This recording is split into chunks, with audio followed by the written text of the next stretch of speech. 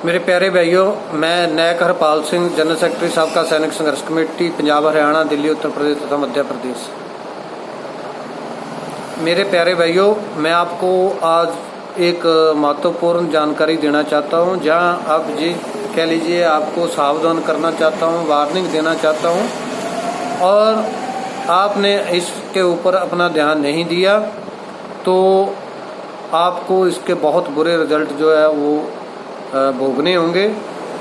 तो इसलिए मैंने आपके लिए ये वीडियो बहुत सोच समझ के बना रहा हूँ, तो कृपया इसको सुनिए।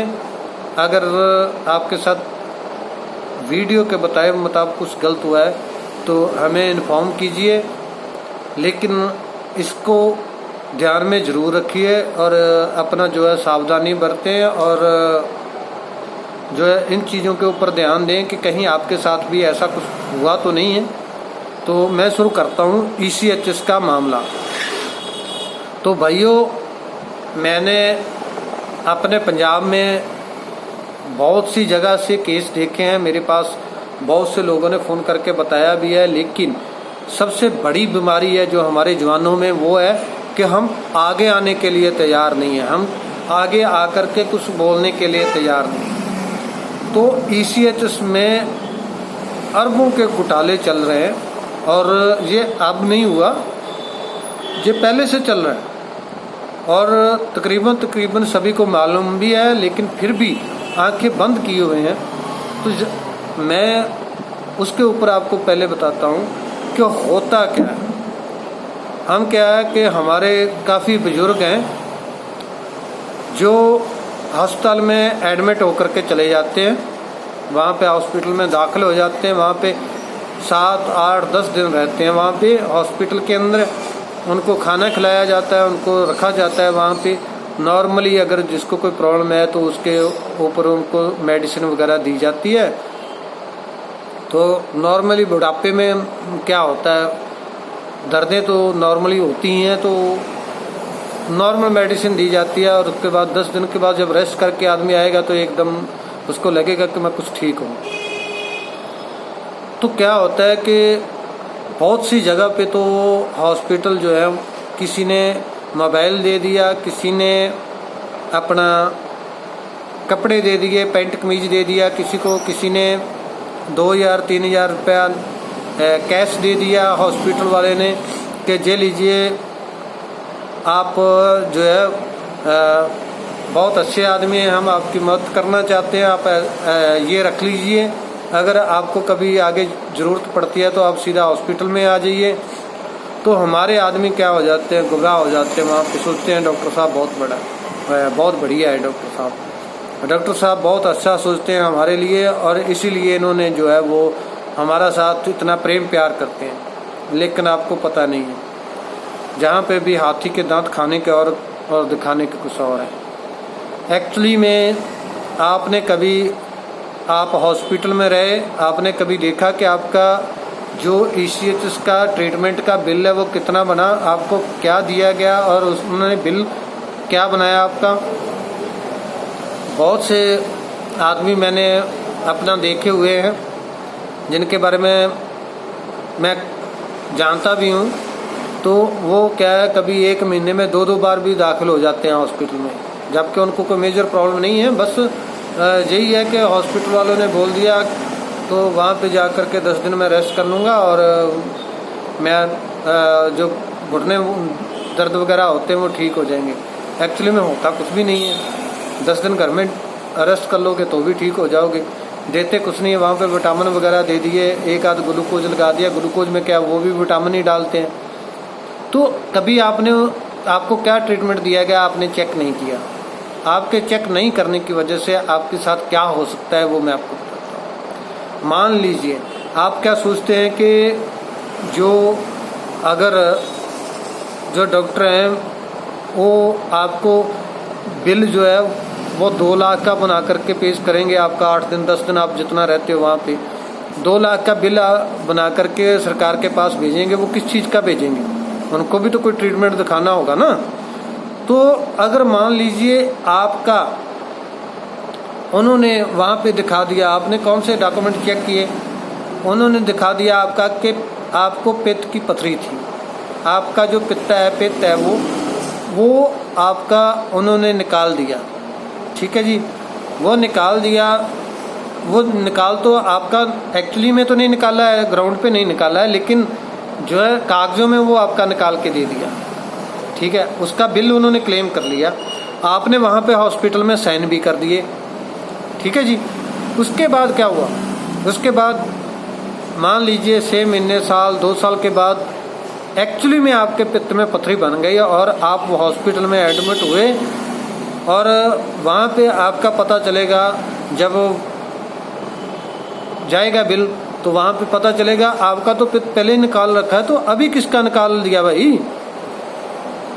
अब अभी आपका वो कैसे निकाल दिया? क्या एक आदमी के अंदर 2 पित्त तो नहीं होते ना? तो क्या होगा? आपके उसके ऊपर साइन है, आपके ऊपर 420 का केस होगा। बोलेंगे कि भाई आपने या तो किसी दूसरे का ट्रीटमेंट हॉस्पिटल में करवाया है, हॉस्पिटल को भी गुमराह किया, फौज को भी गुमराह किया है, आपने गलत बेनिफिट लिया है, तो क्या होगा? केस आपके ऊपर दर्ज होगा, 420 का केस आपके ऊपर चलेगा। और जब हम कार्ड बनवाते हैं उसमें होता है कि हम अगर फ्रॉड करते हैं तो हमारा कार्ड कैंसिल जो है वो सरकार कर सकती है, तो आपके कार्ड कैंसिल होंगे। साइन तो आप करके आ गए ना। तो अभी जो है ऐसे बहुत सारे केस निकलेंगे, जैसे इंक्वायरी चलेगी ऐसे बहुत सारे केस निकलेंगे जिनके कागजों में ऑपरेशन कर रखे हैं और ग्राउंड पे कुछ नहीं हुआ। ग्राउंड पे वो 5-7 दिन 10 दिन लगा के हॉस्पिटल में आ गया कि ठीक है जी, खाना पीना मिल रहा है, रेस्ट हो रही है, तो घर में पड़ा क्या करूँगा। वहाँ पे 2-4 हज़ार रुपये मिल गया, कुछ कपड़ा लत्ता मिल गया, और जो है वो किसी को मोबाइल दे दिया। तो इन चीज़ों के लिए आप जो है, आपको पता है आपकी इन बातों की वजह से ही जो है हमें और हमारे परिवार को दवाई नहीं मिल रही है, जो दवाई मिलनी चाहिए तो वो नहीं मिल रही है। अरबों रुपए के बिल जो है फेक गलत बिल बन करके पास हो रहे हैं, और वो जब पैसा ही नहीं है तो आपकी दवाई कहाँ से मिलेगी? लेकिन क्या है, वो खा कौन रहा है? आप नहीं खा रहे हो, वो खा रहे हैं बड़े बड़े हॉस्पिटल, बड़े बड़े उच्च अफसर जिनकी मिली भगत से सब कुछ हो रहा है। आपको तो पता भी नहीं है, आप लोग तो एक छोटा सा मोरा हो उनकी, जिनको ये भी नहीं पता है कि हमारा इस्तेमाल कहाँ हो रहा है। तो भाइयों, मैं आपको इसके बारे में आगाह करना चाहता था। आप कभी भी एडमिट होते हो हॉस्पिटल में, आपको जाते ही हॉस्पिटल वाले अगर बिल साइन करने के लिए देते हैं तो आप जिस दिन भी, अगर मान लो पहले दिन नहीं दिया तो दूसरे दिन दे दिया, तीसरे दिन दे दिया, आपको बोलेंगे साइन करो। आपने क्या करना है कि जिस दिन आपसे साइन करवा रहे हैं साइन करो और नीचे उसका डेट डाल दो। मान लो जैसे आज 29 तारीख है तो आप डाल दो 29 से 2020, तो तब देखेंगे इनका बिल कैसे पास होता है। बोलेंगे डेट नहीं डालो, उनको बोलो भाई मैं डेट आज साइन कर रहा हूँ तो आज की डेट डालूंगा ना, तो इसलिए डेट जरूर डालना है। और दूसरा, बिल जरूर चेक करो आप जब भी हॉस्पिटल से निकलते हो। आपकी जो अनगहली है, जो आप ये लापरवाही कर रहे हो, उसकी वजह से आपका और आपका परिवार खतरे में है। इसमें जान का खतरा भी है। जब आगे दवाई नहीं मिलेगी, आगे ट्रीटमेंट नहीं मिलेगा आपको ठीक से, तो आपका जो है वो जान का खतरा है इसमें। दूसरा, कभी भी ECHS हॉस्पिटल में आप जाकर के वहाँ पे प्राइवेट हॉस्पिटल में दाखिल होते हो, डॉक्टर आपको बोलता है ऑपरेशन होगा, जहाँ ये होगा वो होगा, आपका पहले जांच हो गई, MRI वगैरह दूसरे टेस्ट हो गए, तो आप ऐसा कीजिए दूसरे या तीसरे दिन वहाँ पे लिख करके, आउट पास के लिए मैं बाहर जाना चाहता हूँ, आप वहाँ पे लिख करके उनसे डिस्चार्ज ले लीजिए, और जो आपकी जांच है वो पूरी साथ लेकर के उसी बीमारी का किसी दूसरे स्पेशलिस्ट को मिलिए, किसी दूसरे स्पेशलिस्ट डॉक्टर के पास जाइए उनसे आप पूछिए, उनको ये मत बताइए कि मैं हॉस्पिटल में एडमिट हूँ। उनको बोलिए कि मैंने जांच करवाई थी डॉक्टर से और उन्होंने मुझे कुछ बताया नहीं है, तो कृपया मुझे जो है इसके बारे में सही जानकारी दीजिए। तो आपको क्या है, मतलब ज़्यादा से ज़्यादा 500 रुपये 700 रुपये फीस ले लेगा कोई स्पेशलिस्ट डॉक्टर, लेकिन आपकी जान तो बच जाएगी ना भाई। तो क्या करो आप, एक नहीं 2 जगह पे मान लीजिए 1000 रुपये भी फीस होगी किसी ज़्यादा से ज़्यादा डॉक्टर की, तो आपका 2000 रुपये लगा। आप उनसे ओपीडी में जा कर के परामर्श लीजिए। अगर वो आपको बोलता है कि आपका, दोनों डॉक्टर बोलते हैं कि आपका ऑपरेशन ज़रूरी है, कोई और ट्रीटमेंट नहीं है, कौन सा वो ट्रीटमेंट आपको बताते हैं, फिर आप आकर के विचार कीजिए कि मुझे करवाना चाहिए नहीं करवाना चाहिए। आपको आधे केस ऐसे मिलेंगे जो ECHS के थ्रू जो प्राइवेट हॉस्पिटल है वो आपको ऑपरेशन के बारे में बता देंगे कि ऑपरेशन होगा, लेकिन आप बाहर जाकर के बात करोगे तो वो बोलेंगे कि इसमें दवाई ही काम कर जाएगी, दवाई से ही काम चल जाएगा, आपको ऑपरेशन की ज़रूरत नहीं है, जहाँ कोई अल्टरनेट कोई और ट्रीटमेंट बता देंगे। तो ये भाई आप बच के रहो और सावधान रहिए। बिल्कुल ये मत सोचिए कि मेरा ट्रीटमेंट फ्री है, डॉक्टर मुझे दे रहा है, तुम जो बोल रहे हैं मैं आंखें बंद करके साइन कर रहा हूँ, सरकार का पैसा जा रहा है। नहीं, पैसा आपके अकाउंट से ही जा रहा है, आपके फंड से ही जा रहा है। फिर आप जैसे अभी दवाई नहीं मिल रही तो पूरे इंडिया में लोग रो रहे हैं, तो रोएंगे ही, क्या होगा, खा रहे हैं बड़े बड़े उच्च अफसर, जबकि शिकार हो रहे हो आप खुद।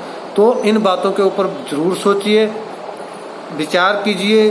अगर कोई कमेंट है जहाँ कोई आप बात इसके बारे में बताना चाहते हैं तो हमारे नंबर ऊपर फ्लैश हो रहे हैं, तो कृपया आप उन नंबर पे हमें कमेंट कीजिए, यूट्यूब पे कमेंट कीजिए, जहाँ व्हाट्सएप पे वो नंबर ऐड करके वहाँ पे आप हमारे साथ बात कीजिए कि क्या ये बात सही है या क्या है, आपने विचार रखिए।